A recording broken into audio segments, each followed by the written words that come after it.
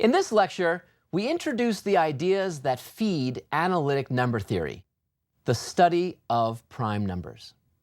The main goal of this classical area of study is to uncover the distinctive personalities of the natural numbers through the arithmetical structure that unfolds from multiplicative considerations. Specifically, from expressing natural numbers as products of the smallest possible factors greater than 1. This factorization idea will allow us to partition the natural numbers greater than 1 into two distinctive collections, the prime numbers and the composite numbers. We'll also discover why the number 1 is neither prime nor composite, an issue that actually foreshadows the birth of algebraic number theory, an area that we'll investigate later in this course. Here we'll discover the 2,000-year-old struggle to understand the primes that started in ancient Greece with important contributions by Euclid and Eratosthenes. Along the way, we'll encounter the fundamental theorem of arithmetic and establish this important result through a divide and conquer argument. We'll also see how to create a mathematical sieve to sift out the primes from the composite numbers, and then discover that there are, in fact, infinitely many prime numbers. The reasoning that establishes this result due to Euclid is considered to be one of the most elegant proofs in all of mathematics. Finally, armed with the reality that there are infinitely many primes, we'll wonder if the prime numbers appear with any regularity within the natural numbers. This lecture introduces the basic building blocks of number theory. So, we start by asking, how can we generate the natural numbers? Well, there are several different methods involving addition. The simplest is to start with 1 and continue to add 1 repeatedly.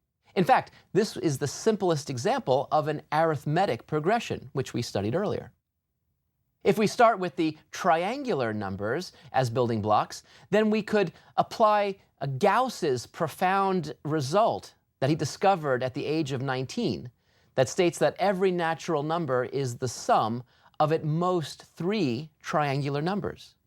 So if we begin with all the triangular numbers and then just start adding together the numbers in various combinations, eventually we'll generate all the natural numbers. Alternatively, if in our discussion of the Fibonacci numbers, we actually outlined a method for converting kilometers to miles. Implicit in that method is the fact that every natural number can be written as the sum of distinct Fibonacci numbers, yet another way of generating natural numbers using addition. But now, rather than using addition, here we'll consider the basic multiplicative building blocks of the natural numbers. In order to better understand the arithmetical structure and individuality of the natural numbers, we study their basic components when viewed as products of smaller numbers. The process of expressing natural numbers as products of smaller numbers is known as factoring.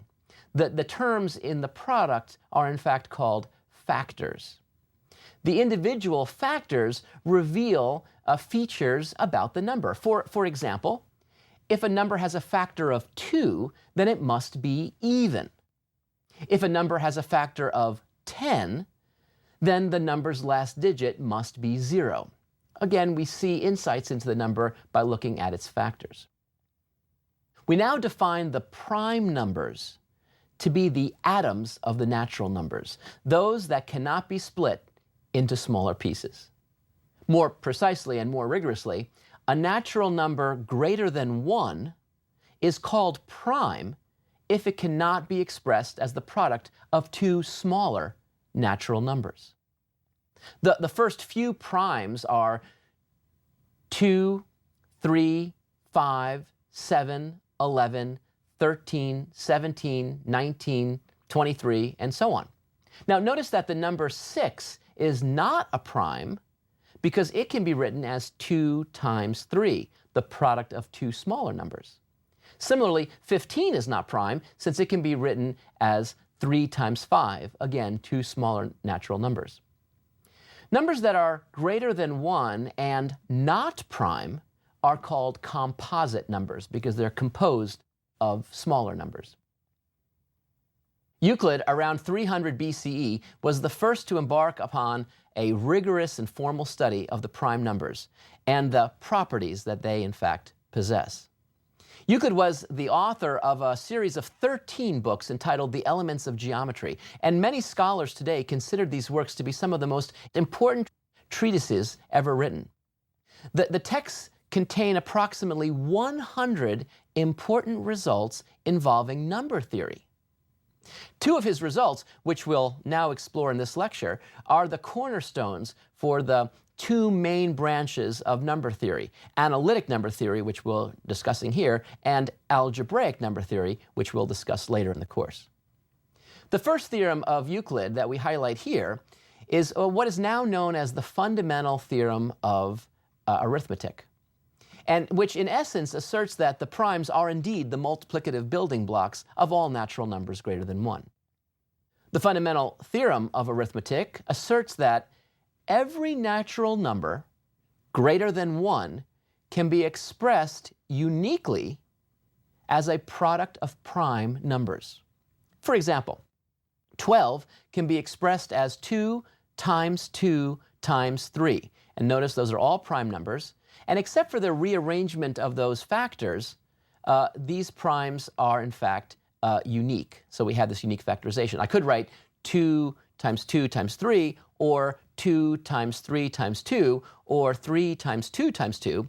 But in all those factorizations, we always have the 2 occurrences of the prime 2 and the 1 occurrence of the prime 3. And so in that sense, it's unique.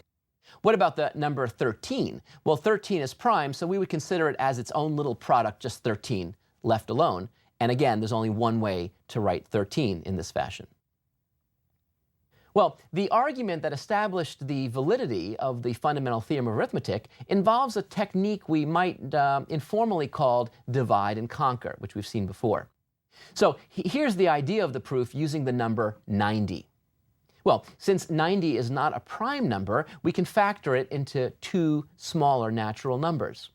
Say 90 equals 9 multiplied by 10. We now look at each individual factor. So we look at 9. Well, is 9 a prime? No. So it can be factored. In fact, 9 equals 3 times 3. But notice that 3 is a prime, so we can't break down those 3's any further. We now come back to the other factor, 10. Well, what can we say about that? Well, that's not prime, so we can divide and conquer it. Write it as 2 times 5, and notice that again, each of these factors are indeed primes. Therefore, we see that 90 equals 2 times 3 times 3 times 5. And notice how we divided and conquered. We took a big number and kept breaking it apart. Well, to begin the proof of the theorem in general, let's suppose that we're given a natural number, n, let's call it, which is greater than 1. If it is a prime number, then we factored it into primes, namely just itself, and so we're done. So now let's consider the other case. If n is not a prime number, so in other words, it's a composite number, then by definition it can be expressed as the product of two smaller natural numbers. And here's the dividing and conquering coming in. Well, we now repeat this factoring process with each of the two smaller factors, and this process will eventually terminate. In other words, we'll not be able to factor the numbers that's from some point on any further because, in fact, those numbers would have been prime factors as desired. Well, now verifying the uniqueness of the factorization into primes is much more subtle, although intuitively it seems reasonable when we look at examples. We'll actually return to this uniqueness of factorization into primes in our excursion into the other main branch of number theory, algebraic number theory. In particular, we'll revisit this issue in lecture 15. Well, this uniqueness property also helps us understand why we don't consider 1 to be a prime number. Let's imagine for a moment that we considered 1 to be a prime. Well, then we would lose the unique factorization feature. For example, 6 could be on the one hand 2 times 3, a product of primes. But on the other hand, it could be 1 times 2 times 3, which would be a different product of primes if we were allowed to count 1 as a prime. Therefore, we don't consider 1 to be a prime. We now face the question, how can we find the prime numbers? Well, given that the prime numbers are fundamental multiplicative building blocks for the natural numbers, early on in the history of number theory, there was a desire to identify which numbers are, in fact, prime. Now, around 200 BCE, Eratosthenes of Alexandria discovered a method for taking the natural numbers and, in some sense, sifting out the composite numbers. Thus, his sieve, as it's now referred to, is called the sieve of Eratosthenes. And in some sense, the sieve collected all the prime numbers up to any particular given value. Well, how did his process actually work in practice? So let's consider an example. Suppose we wish to list all the primes less than 100. In Eratosthenes' method, what we do is we write the numbers from 2 through 100. We then start with the first number, in this case 2, and from there we cross off every other number. In this case, we would cross off the numbers 4, 6, 8, 10, and so forth. All the even numbers after 2 would be crossed off. That is, we'd be eliminating all the multiples of 2 that are larger than 2. Well, we then move to the next number not crossed off our list. In this case, we quickly come upon 3. From there, we cross off every third number, with the understanding that we might be actually crossing off numbers that have already been removed. In this case, we remove all the multiples of 3 that are larger than 3. In particular, 6, 9, 12, 15, 18, and so forth. Well, if we repeat this process, the next number not crossed off our list would be 5. Now you might say, what about 4? Well, notice that 4 was crossed off our list since it was already seen to be a multiple of 2. Well, we next cross off every fifth number after 5, thus removing all multiples of 5, and so on. Well, when we're finished, the only numbers not crossed off are precisely all the prime numbers less than 100. Now, it might appear as if there's a large number of steps required to find these primes. However, Eratosthenes showed that we need only repeat this pruning process up to the square root of 100. Now, the square root of 100 equals 10, because 10 times 10 gives us 100. So, in other words, to generate all the primes up to 100, we need only perform 4 steps, one for each of the primes less than 10, in particular 2, 3, 5, and 7. So in 4 steps, we produce all the primes up to 100. Well, why does this sieve work so quickly? Intuitively, it seems surprising that we need only 4 steps to generate all the primes up to 100. So let's think about it and retrain our intuition. We need only prove that after we sieve out by all the numbers up to 10, the numbers beyond 10 that have not been sifted out are in fact all primes. Well, we'll establish this assertion by assuming the opposite and producing a contradiction. So we'll consider a proof by contradiction. Suppose, contrary to what we hope or what we claim, that there were a composite number not crossed off our list. Well, then it is not a multiple of any number less than or equal to 10. So it's the product of 2 numbers each greater than 10. Thus, the number itself must be greater than 10 times 10, which equals 100, which is too large to appear on our list of the first 100 numbers. Therefore, after we've sieved out by all the prime numbers less than 10, we see that there cannot be any composite numbers left on our list. Well, in general, if we wish to find the primes up to, let's say, a number n, where n is some arbitrary natural number, we need only sieve up to the square root of n. Well, to illustrate the power of this result, let's consider a larger example. Suppose we wanted to list all the primes less than 500 Now that's a lot. Well, at first, it appears that this is really genuinely a daunting task. However, we can use a calculator to compute the square root of 500 and see that it's 22.36 something. So all we need to do is to list all the natural numbers from 2 to 500, which we could write out. It would take a while, but we could write them all out. And then repeat this sieving process until we reach the number just 22. Well, it's easy to see that the complete list of primes less than 22 is 2, 3, 5, 7, 11, 13, 17, and 19. Thus, after just 8 sifting processes, we'll have generated all the prime numbers up to 500. Truly remarkable. Well, inspired by Eratosthenes' sieve, we now wonder how many primes there are altogether. Well, this brings us to the second great theorem of Euclid that we celebrate in this lecture. In Book 9 of his Elements of Geometry, Proposition 20 stated that the prime numbers are more than any assigned magnitude of prime numbers. Kind of a mouthful, so let's play that back and see what it says. The prime numbers are more than any assigned magnitude. So let's assign a magnitude to the primes. Suppose that there were 10 primes. This theorem asserts that the primes are more than that magnitude. Okay, that means there's more than 10 primes. What if we consider the magnitude of 100? Well, this theorem, this proposition asserts that there will be more primes than that magnitude, so there'll be more than 100 primes. Well, today we would state this assertion a little bit differently. We'd state it simply as there are infinitely many prime numbers. Well, this extremely important 2,300-year-old result of Euclid is the pillar upon which analytic number theory was built. We'll study later refinements of this fundamental result in the next lecture.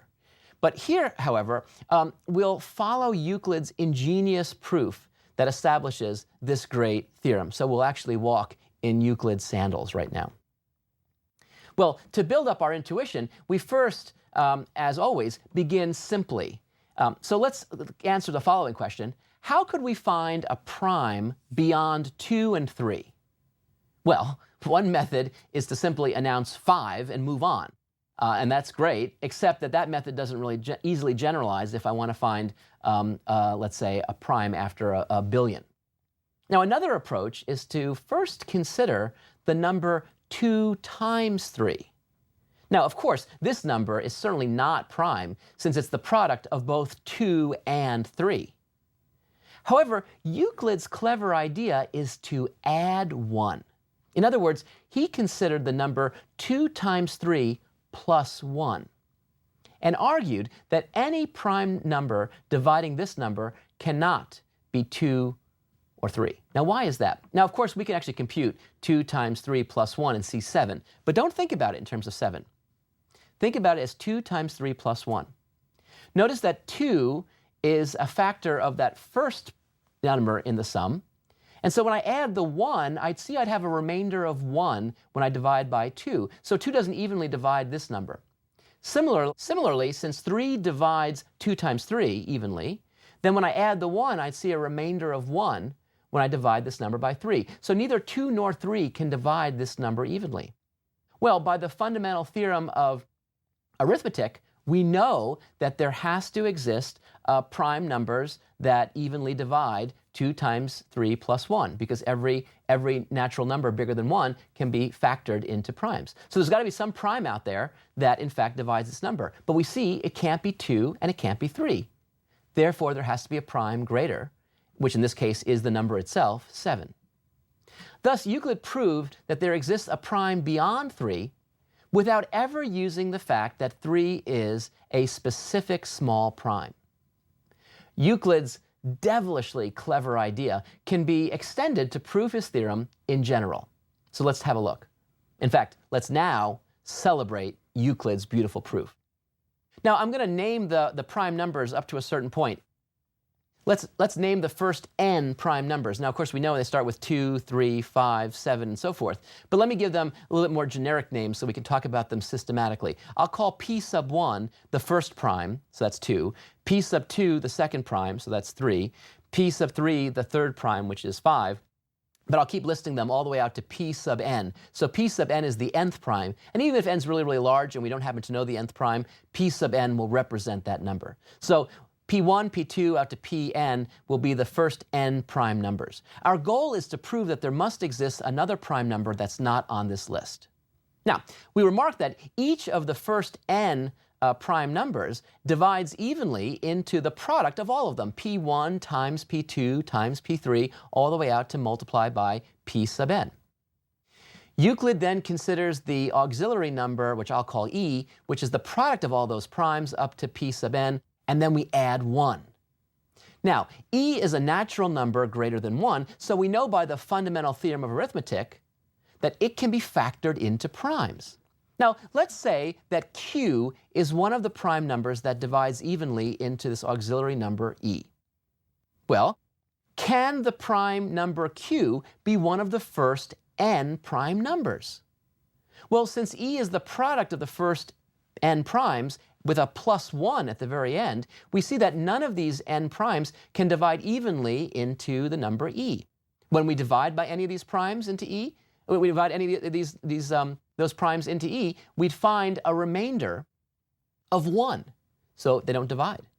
Thus, Q must be a prime number that is not contained in the first n primes. Therefore, we conclude that there must be more than n primes. And since n was an arbitrary number, it could be anything, there must be, in fact, infinitely many primes. Because whenever you think you've got them all, I just run this argument with that as n, and I find a prime that's beyond that list. Well, most mathematicians view Euclid's proof as one of the most elegant arguments in all of mathematics. And why?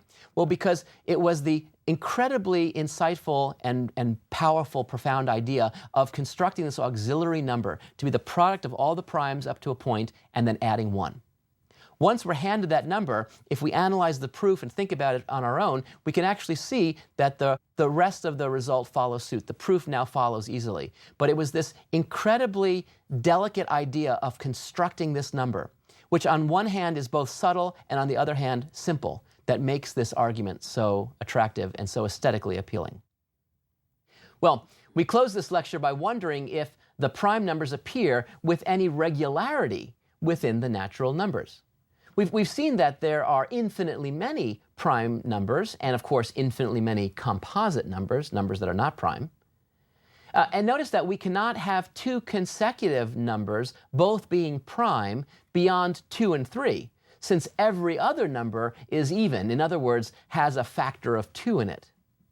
Well, can we find two consecutive numbers, both of which are composite?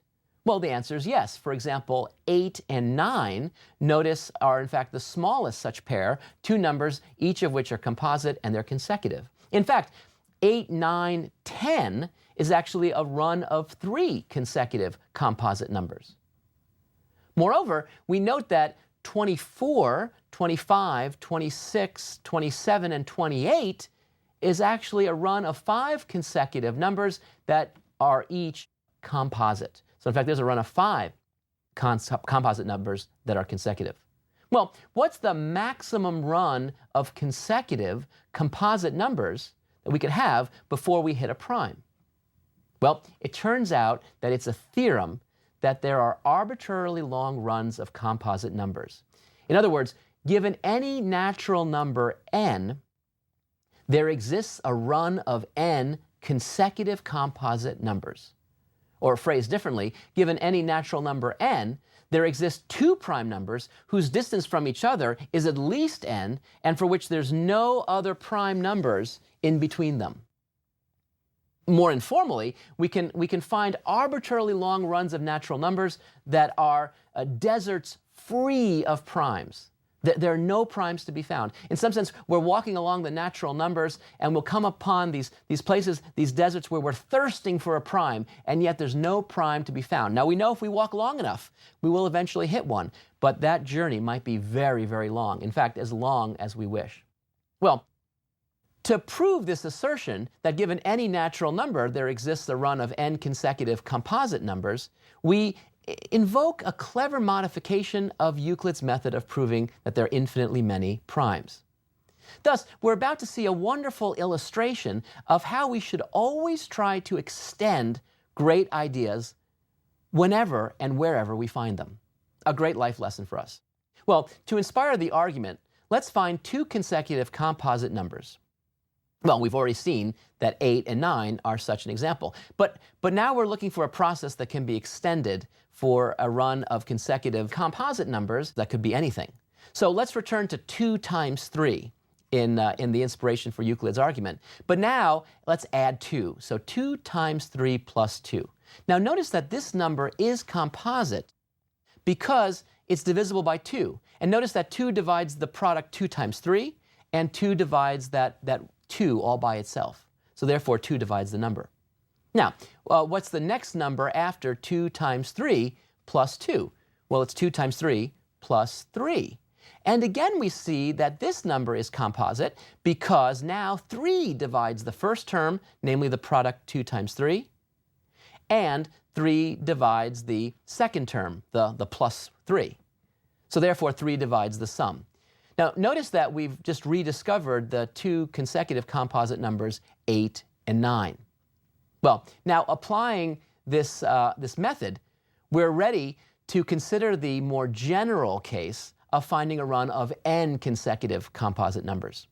We'll start with the number which I'll call k, defined to be the product of natural numbers given by 2 times 3 times 4 times 5, all the natural numbers starting with 2 and ending with n plus 1. Now we observe that k is divisible by all the numbers from 2 out to n plus 1 because it's a product of all of them. And notice that in fact there are n numbers on this list of divisors because we start with 2 and we end with n plus 1, so that's a total of n numbers. We now consider k plus 2. Well, that number is the product 2 times 3 times 4 times 5 all the way out to times n plus 1, and then we add 2. Well, the number k plus 2 is divisible by 2 because that first product is, we have the 2 out in front, and that plus 2 has a factor of 2, and so we can see that that number is composite because in fact it's even. Well, the next number after k plus 2 is k plus 3, and that equals 2 times 3 times 4 out to times n plus 1 plus 3. And we note that this number is also composite because 3 is a factor of k plus 3. Right? 3 is a factor of that product, and then we add the 3, another 3, and so in fact we see that 3 divides this number evenly. Similarly, we see that 4 is a factor of k plus 4, and so it's composite. And this pattern actually continues all the way up to the number k plus n plus 1, which is composite because n plus 1 actually is a factor of the product 1, 2, 3, 4 out to n plus 1, and also that last term we're adding on, plus n plus 1. Well, therefore, we realize that each of the n consecutive numbers k plus 2, k plus 3, k plus 4, all the way out to finally k plus n plus 1 is composite. So we found a run of at least n consecutive composite numbers. Well, this argument is said to be effective in that it gives a method for actually finding the run of numbers. We could actually compute them, although it is not very practical for long runs because the product of all those numbers gets very large very quickly. Now, we remark that by creating a variation on Euclid's theme, we were able to produce an entirely new result. Now, given that there are arbitrarily long gaps in which there are no primes, we are led to the feeling that there's no pattern within the prime numbers. Well, as we'll see in the upcoming lectures, the great Gauss made several important insights into the primes. Still, even with all these insights, even he was inspired to write the following.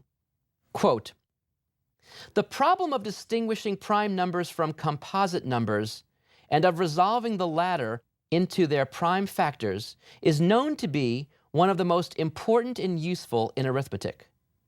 It has engaged the industry and wisdom of ancient and modern geometers to such an extent that it would be superfluous to discuss the problem at length." He continues, Further, the dignity of the science itself seems to require that every possible means be explored for the solution of a problem so elegant and so celebrated. The study of the primes is indeed an elegant and celebrated field of study, one which we'll take up again in the next lecture.